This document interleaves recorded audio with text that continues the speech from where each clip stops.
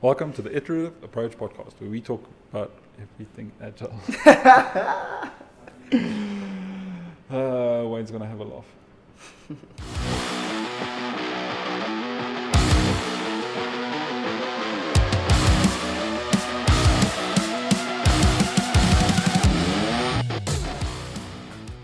Cool. All right, welcome to the Iterative Approach podcast, where we talk about everything agile, development, and mindset. With me tonight is Keagan, one of our little wet behind the ears developers, from a grad to a full-fledged junior at the moment. Yeah. Cool. So I think tonight I want to explore a little. Bit about the studies that you guys go through to get to the workplace. So if I think back, and there's a little bit of a brag, but when I did my marketing degree, business degree, and graphic design, I knew exactly what I was getting into. It was building blocks for setting yourself up for, I'm going to do A, B, C, and D. So I read a little about, in. I get nervous too, don't worry. I read about BCom Informatics, Information Systems. Is that correct? That's right. Okay. And it seems there's quite a lot of things that you have to go through. So just want to dive into that a little bit tonight and see what it's all about, if it's worth it, if it's not. With that said, introduce yourself. So my name is Keagan de Castro. I'm a junior software engineer at Agile Bridge. Just finished my degree last year, so first year working this year. And is it exactly what you expected?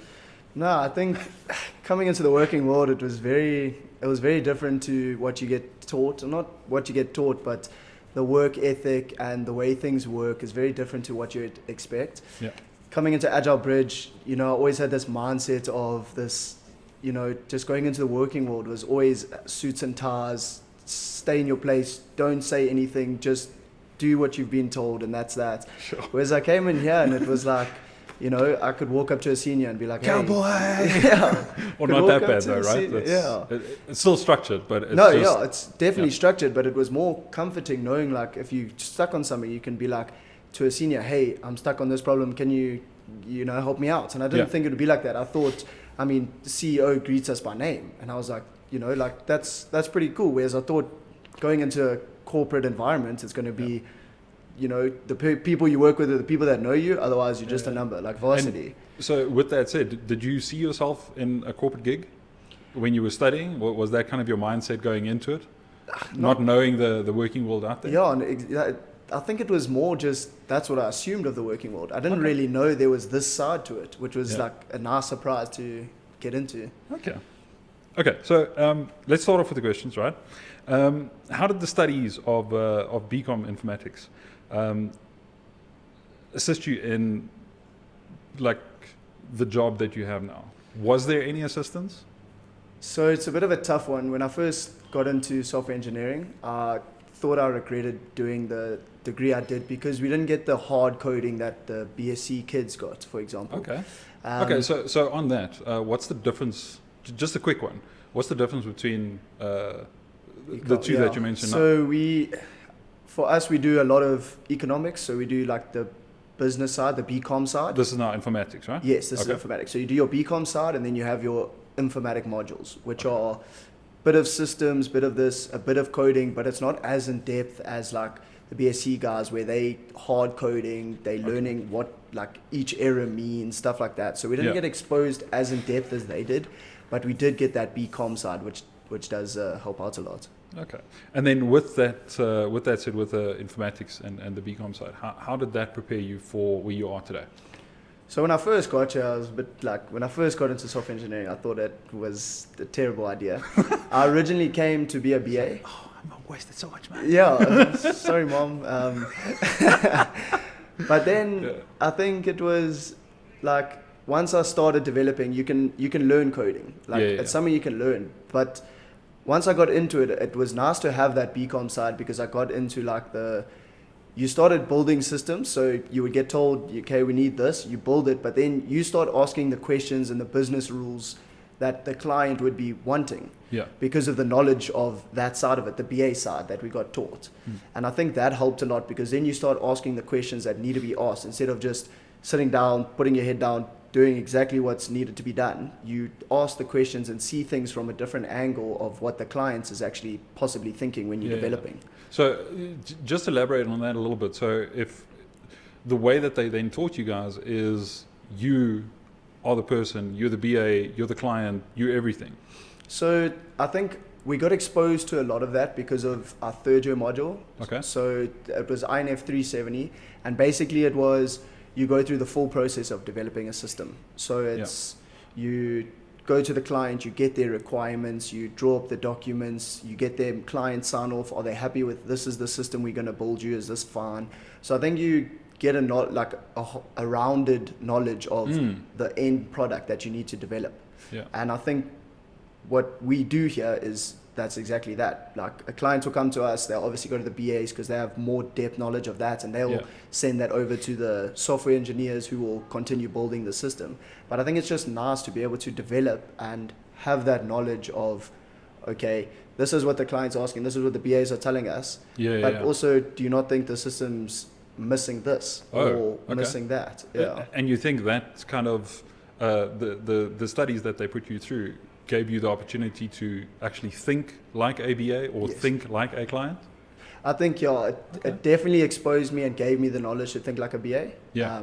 I thought I was going to become a BA. Really? I did. I came into my what changed your mind? Getting into deving and being exposed to it. I think that for me was like, this is what I like. Because I like to see the fruit of my labor, or the fruit of your harvest. Fruit of your labor? So I was like, once, you write a bunch of lines and that's that, and then suddenly now you got something working and you're getting stuff back. Yeah. And for me, that's what I really like. So that's why I got into deving. Awesome. So just a quick one. I know we touched on it a little bit, but give me like 3 big things that you noticed from what you were taught and when you stepped into a software engineer role. Similarity or different? Anything you want to give us? I think the knowledge gap. Meaning what? Coding wise and the in-depth, I don't know, it was just, I learned a lot. Like So lacking on actual development, coding. Okay. So definitely missing out on a lot, had to do a lot of catch up to understand where other people were already there. Yeah. I'm not sure what else. The BA stuff sounded quite the BA side was normal, like we had to get the requirements and understand what the client's asking you for. Like at Agile Bridge, we do the Juno. Yeah. Obviously, it's a different type of way of doing it, but it's that same concept of trying to get the client to tell you exactly what they're looking for, but you also need to guide them there because most people aren't really like, this is the exact system I want. You have to kind of get it out of them. And, I've never been in that position, but what I'm hearing from you is I would really like knowing what a BA does in order to read their documentation, because everything's just documents, right? Yeah. So if you know how to read a BA's documents, it makes your work a little bit easier. Yes. Because imagine giving it to someone that hasn't gone through this, and you go, hey, here's a BA or business requirements document. They'll go, huh? What's that? Yeah. No, They'll definitely. go, definitely. I draw pictures.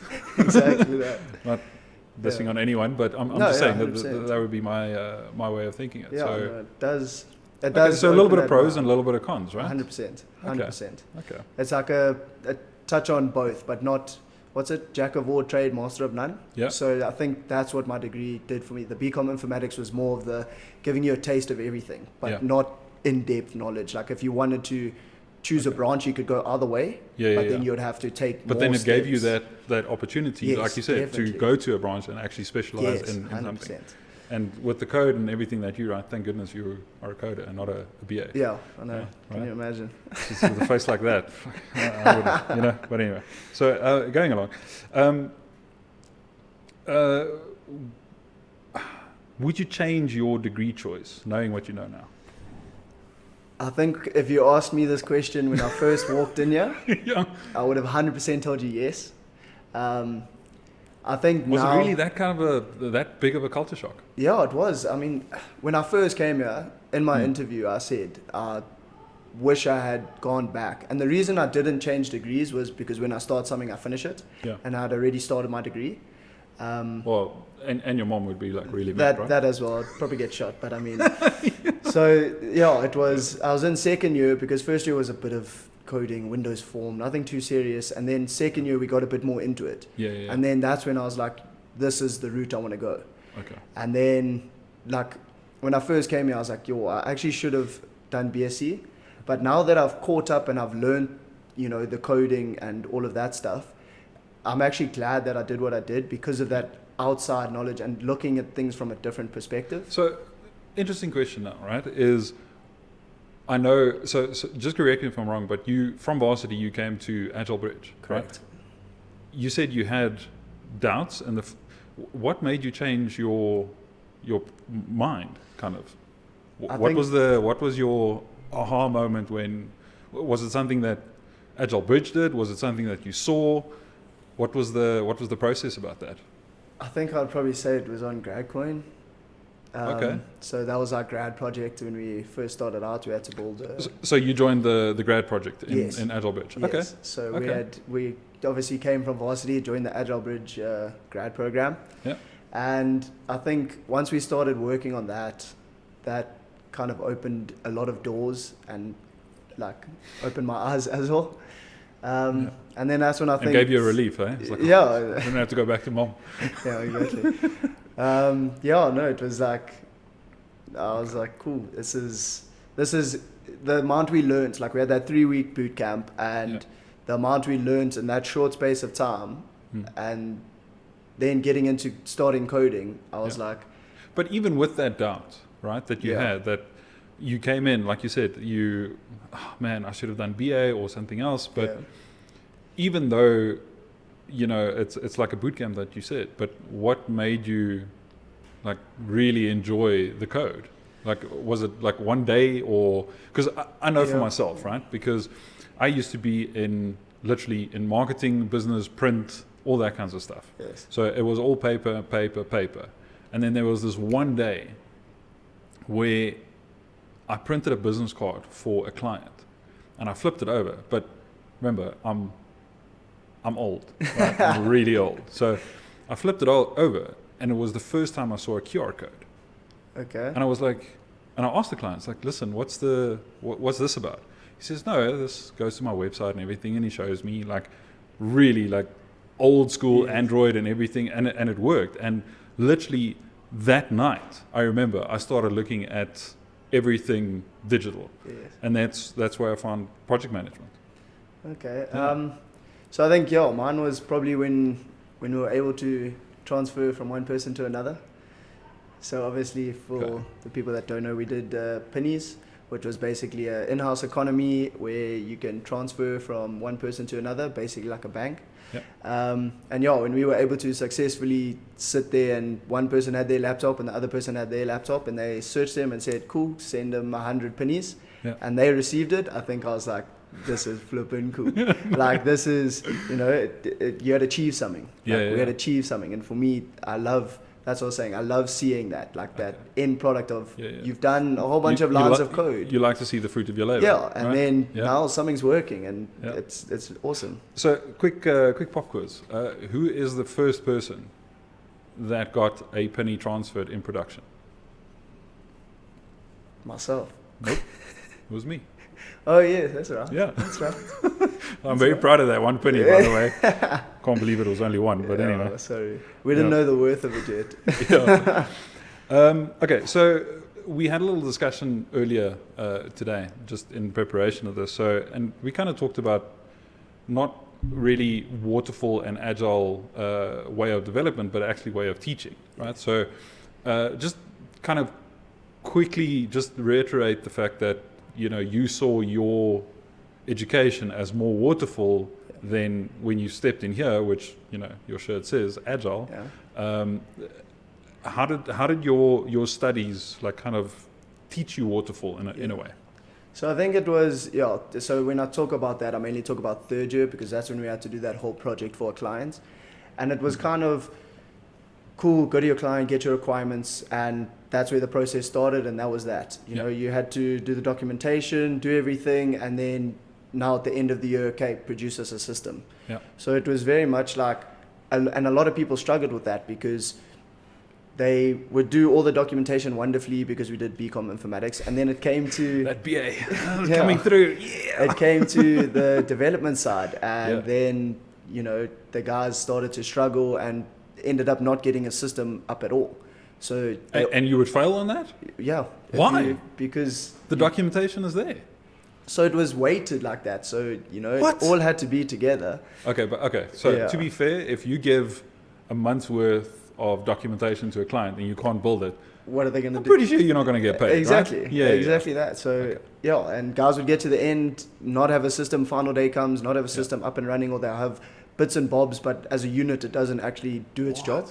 But okay, so just a quick question, and this is now my project management kind of kicking in here, and I'm getting, like, I'm starting to hyperventilate.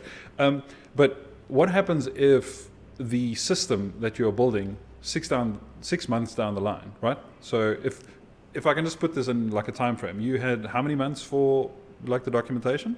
Like 5, 6. 5 months. Yeah.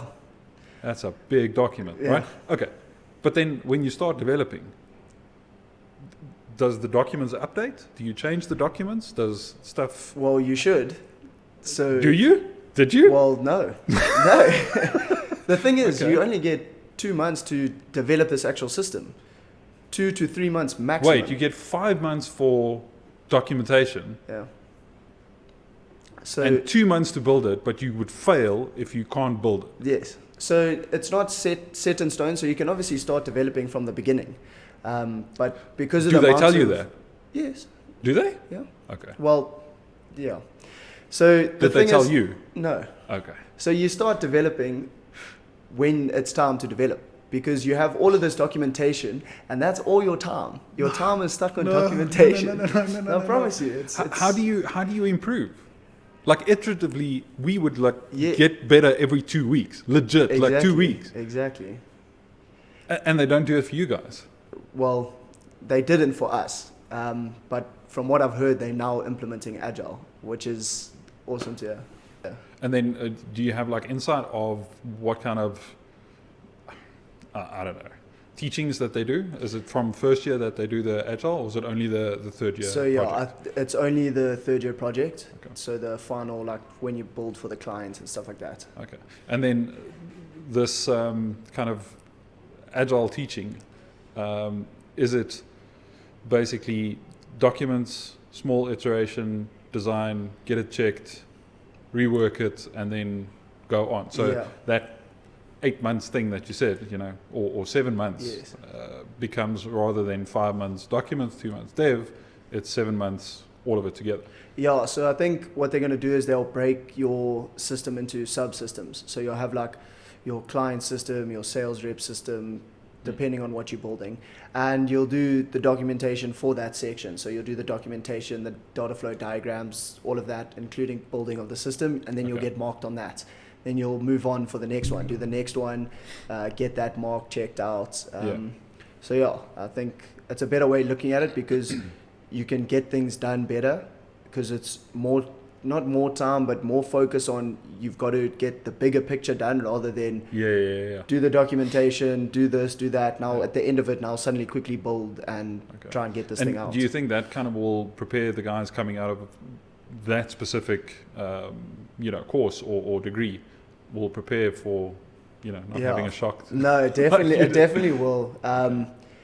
Getting taught Agile in varsity, I think, will do a lot of kids justice when going into the working world, because I think a lot of people are moving towards Agile. Yeah. And if they're not, they should be. But I think it will be more familiar, and you'll understand and know, and it makes sense when you think about it. It makes logical sense. So I think they definitely will be ready for. And I think also, I think where it really resonates with people that doesn't know what Agile is, in the graduate program, when I played that little Agile game with you guys, you actually figure out, it's like, oh wow, you do need these little iterations and getting better each and every time. Yeah, no, it definitely does. I mean, when we were building our system, so that last 3 months, whatever you have to build, you've got to follow the documentation, but you start building and you realize, wait, this isn't going to work like it does on paper. So now you must make those changes. Your head when it's when a big like. So more. Yeah, no, it's tears, lots of late nights. So yeah, I think the agile will, because you can you build and then you discuss and go, wait, this isn't going to work with this. We need to make changes here, and then you're able to make those changes with those periods. So I and think it's also not just a prepping the guys, but it would be for any university. They'll have a higher pass rate as well. Definitely. Not just I don't want to be that guy. It's not about the pass rate of a school, but because they're doing it, like you said now, it'll prepare the guys really well for going forward. 100%. So one of the topics that I wanted to discuss now is, and you can be as blunt as you want, but you can put yourself in the space where you were still studying it, or you can put it here and now. Okay. But what do you think the value is for the BCom Informatics that you studied? And the biggest question is, do you think it's an absolute must to be a developer? Controversial. With what I've learned, I think if I had to go back, I'll do it again. Okay.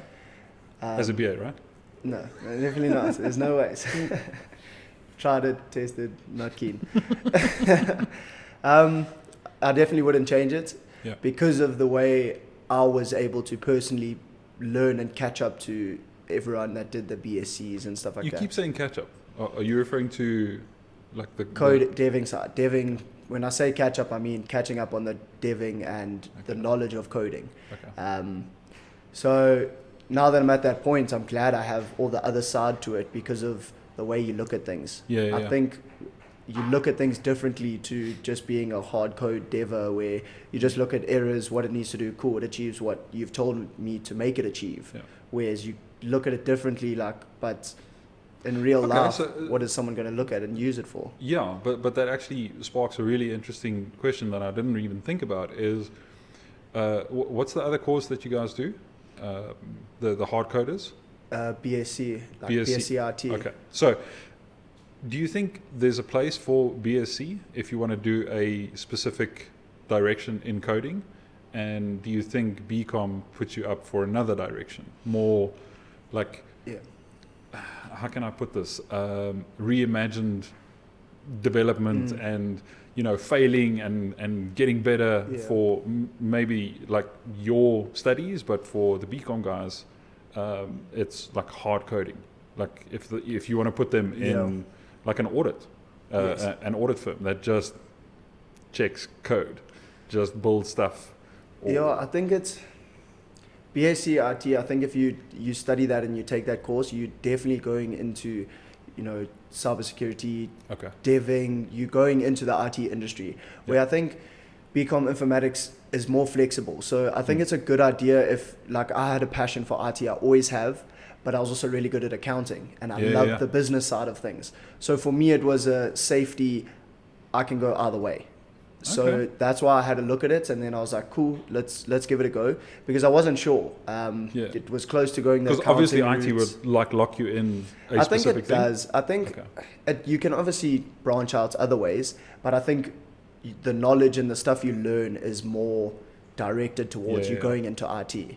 Where with the BCom Informatics, you're getting that commerce side, you're getting the business mind and all of that. You do economics, all of the accounting, the normal stuff.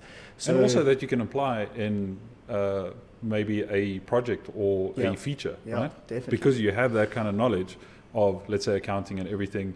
If you build a shopping cart, exactly. VAT, getting things, deliveries, all the numbers and all the amounts that you have to like kind of calculate and put together. Yeah, for sure. Makes so much sense. Yeah. Damn, I wish I studied that. I wasted my time with business. Anyway, regardless. Yeah. So you kind of spoke about the graduate program and everything. Do you think it was specific to Agile Bridge, or do you think any graduate program for any kind of student coming out of varsity going into the real world, do you think that was beneficial? And without the graduate program, would you have been here where you are now? Yeah, so I think if there's one thing I'm really thankful for, it is the graduate program. Okay. Coming out of varsity, have no idea what to expect. Like I said, it was a shock. It was an absolute shock. And I think, like, especially here, because I can speak from what I've received, this was the best landing blanket I could have had, the grad program. Oh. So you know, they bring you into everything slowly and they guide you along, and you get taught so many things, and by the time it's done, you're ready, like you hundreds. And I think, like, I've spoken to a few people and they said they went from, like, Ruben Kreer, he went out of varsity to a company, worked, and they said, here's your tickets, here, go dev. And he just got there, just received his laptop, and now he's like, what must I do? Like, what's the process? What do the ticket. Yeah, it's just get it done. And you have no idea. Whereas the grad program, they're like, cool, this is DevOps, here are your tickets, this is how we deal with it, this is where you have your repos, all of that stuff. And by the time you actually say, okay, here's your first ticket, get it done, on a client, you're like, cool, I know the process, I know what's happening. And I think that's very important to explain and let people know coming into a new company. Because you have no idea how any company works. You know, Agile Bridge works differently to any other company. Sure, of course. So I think it's important to teach people the ways of your company when you go into them. But then again, do you think you kind of get boxed into the way of a certain company, or just instill kind of a value-based thing of, for instance, you go to another company, you wouldn't feel lost, right? Because... There definitely is that side. I mean, obviously, this is my first year, first company. It's hard to try and get a grasp of what it would be going somewhere else. But I do think the lessons and the things that we were taught here, you could definitely take somewhere else and implement it. So 100%, you can go somewhere else and feel comfortable.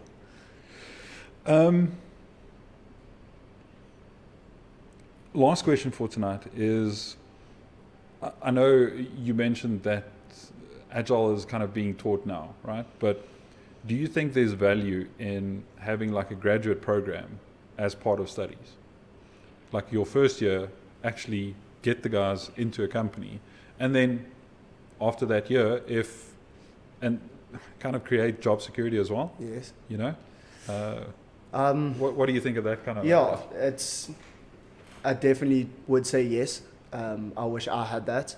You know, there's that work experience, but I think the only problem is time, obviously. So you have a lot of pressure in that third year project, plus all your other modules where it becomes a bit tough. But you are meant to go out and find a client. So guys go to Agile Bridge, EpiUse, and they get outside clients that they will work for and develop the system for. So I think they should carry on doing that, but try and make it more interactive with the companies. So get the companies to try and, like, you know, come to the office on a Friday or whenever sit for the day, work. You can chat to the guys, get some help. So I think they should include it.